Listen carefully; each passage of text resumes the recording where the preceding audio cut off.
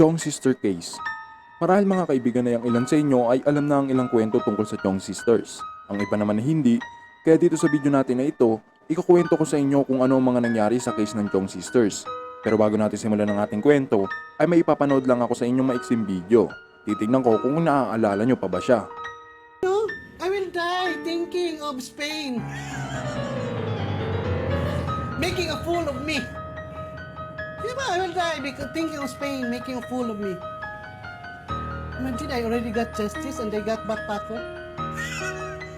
Diba, I will die thinking I lost two daughters, then Paco is set free. I will die. If Paco come home, I will kill him.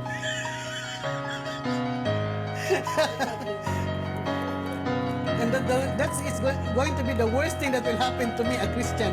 I will kill somebody. And I'm afraid my children will kill him too. An NBI. And my husband, we're going to work together and plan how to kill Paco.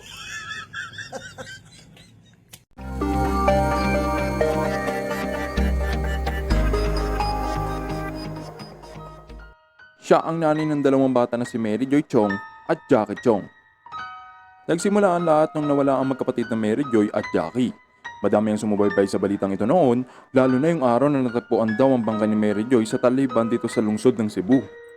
Pinasuri ang bangkay sa autopsy at nalaman na ang bangkay na ito ay hinalay raw ng paulit-ulit.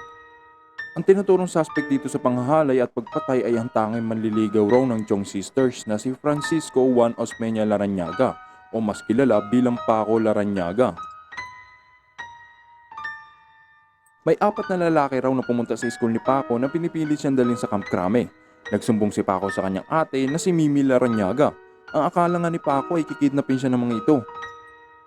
Agad naman pinuntahan ni Mimi ang kanyang kapatid na si Paco sa kanyang eskwelahan at pagkadating nito ay nakita niyang 4 na nakasibilyan na nagsasabing mga pulis raw ang mga ito.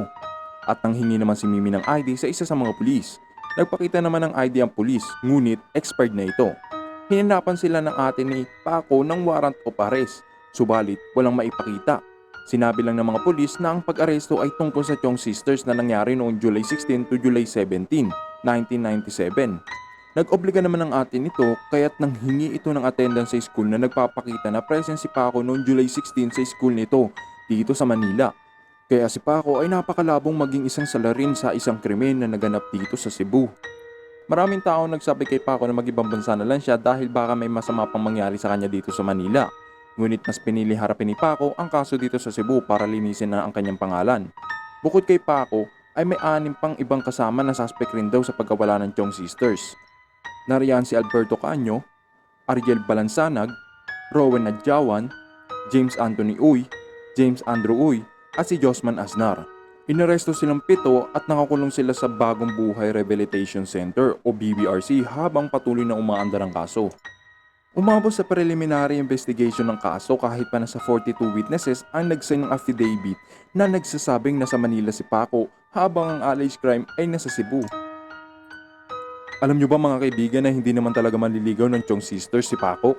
Ang nagsasabi lang nito ay ang pamilya Chong. Ang sagot naman ni Paco dito ay hindi niya ito kilala o nakita kahit isang beses. Kaya talaga naman nakakapagtaka itong kaso na ito at nagtatanong sa sarili ang pamilya ni Paco kung bakit ito nangyayari sa kanila. Dahil may itinatagong lihim ang magulang ng Chong Sisters. Nalaman ng Congress na si Dionisio Chong ay isang lieutenant pala ng isang major drug lord sa Pilipinas noon. Pinagpapaliwanag noon si Dionisio Chong sa harap ng Congressional Committee on Dangerous Drug para magpaliwanag. Bago palang maganap ang schedule niya para magsalita, doon nawala bigla ang kanyang mga anak, kaya nag-decide muna siya na hindi pumunta at magsalita. 6 na buwan na makalipas, wala pa rin maipakitang malakas na ebidensya para sa 7 suspect raw para tuluyan na malink ang mga suspect sa tunay na nangyari. Ang kapatid ng nanay ng Chong Sisters na si Cheryl Humenya ay appointment secretary ng dating Pangulo ng Pilipinas na si Erap Estrada. Dahil si Cheryl ay sobrang malapit kay Erap, ay mabilis nang naiandar ang kaso.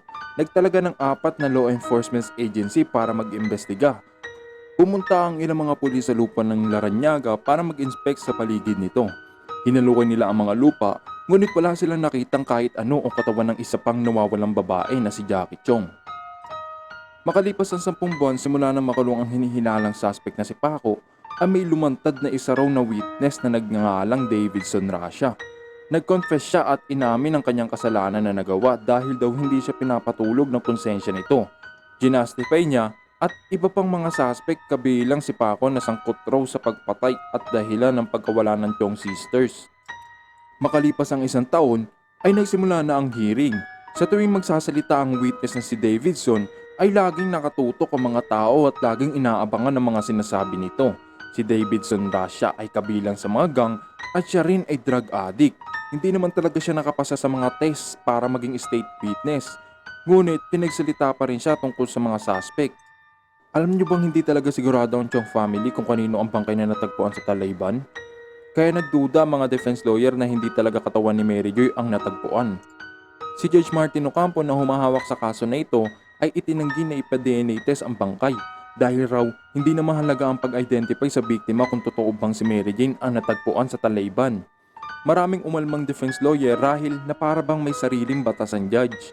Isinabi ng judge na nade-delay raw ang kaso dahil sa mga defense lawyer na ito, kaya inutos ng judge na ipakulong ang 5 defense lawyer. November 17, 1998, nagsimula na ang bagong defense lawyer o ang mga PAW sa kanilang mga case. Nagsalita muna ang witnesses sa side ni Paco na nagpapatunay na kasama nila si Paco noong araw na nangyari ang krimen. Ngunit ang sagot ni Judge Ocampo ay, "You're lying" o nagsisinungaling kayo. Talaga namang kakaiba ang behavior nitong judge na ito dahil madalas na natutulog lang ito sa hearing habang may nagsasalita. Si Judge Ocampo ay inadjourned ang court ng 3 buwan para sa kanyang desisyon. At habang nag-aantay ng 3 buwan, pinalaya niya si Davidson Rasha. Makalipas ang 3 buwan, binasa na ang desisyon ng judge na si Ocampo at si Paco at kasama pa ang ibang 6 na suspect ay hinatulang guilty sa kasong 2 crimes of kidnapping at serious serial detention at makukulong ng double life sentences. Umalma ang pamilya Chong na dapat raw ay death penalty ang ihatol sa mga ito. Ngunit hindi raw pwede ito gawin ng judge dahil hindi pa nahanap ang isa pang labi na si Jackie Chong kaya kailangan nilang sundin ang batas. At walang sapat na ebidensya kung ang babae ay si Mary Joy ba talaga dahil walang maayos na kuha ng litrato ng bangkay o walang imahe nakita ang muka kung totoo bang si Mary Joy ito. Nagpahayag ang dating Pangulong si Erap Estrada na hindi siya kontento sa desisyon ng korte na double life sentences lang ang hatol sa mga akusado. Nag-appeal ang pamilya Chong para i-upgrade ang kaso papunta sa death penalty. Nagreklamo rin ang pamilyang Larrañaga dahil sa maraming paglabag sa constitutional rights ni Paco. Makalipas ang ilang buwan, October 9, 1999, ikinagulat ng marami na matagpo ang patay ang judge na si Martin Ocampo sa isang hotel sa Cebu. At natagpuan rin malapit sa kanya ang isang suicide note. Si Paco ay nalipas sa New Bilibid Prison makalipas ang ilang taon. Noong panahon na napatalsik sa pwesto ang dating Pangulo na si Erap Estrada, bumalik at nanumpa si Gloria Macapagal-Arroyo bilang pang-14 na presidente ng Pilipinas. Ikinagulat ng marami ang nangyari sa kaso ni Paco dahil mula sa double life sentences ay naging death penalty ito na kung saan tuturukan ng lethal injection ang hatulan ng kamatayan. Dahil ang tatay ni Paco ay taga-Espanyol, humingi sila ng tulong sa Espanya at tumulong naman ang gobyerno ng Espanya sa kanya gamit ang pagdikom ng mga signatures para kay Paco. At sila ay nakalikom ng 210,000 signatures. Ngunit kahit ano pang ginawa ng Espanya ay hindi ito pinansin ng Supreme Court o ipinasawalang bahala lang nila ito. Kaya tuloy pa rin ang death penalty. Napag-alaman at sinabi ng mga media na ang Chief Justice pala ng Supreme Court ay kamag-anak ni Mrs. Chong. Lumapit na ang pamilyang Larrañaga sa United Nations Human Rights dahil onting oras na lang ang mayroon si Paco bago siya mahatulan ng kamatayan. Within a week lang ay nakatanggap sila agad ng email mula dito na nagsasabing sila na ang hahawak sa kaso na ito para kay Paco.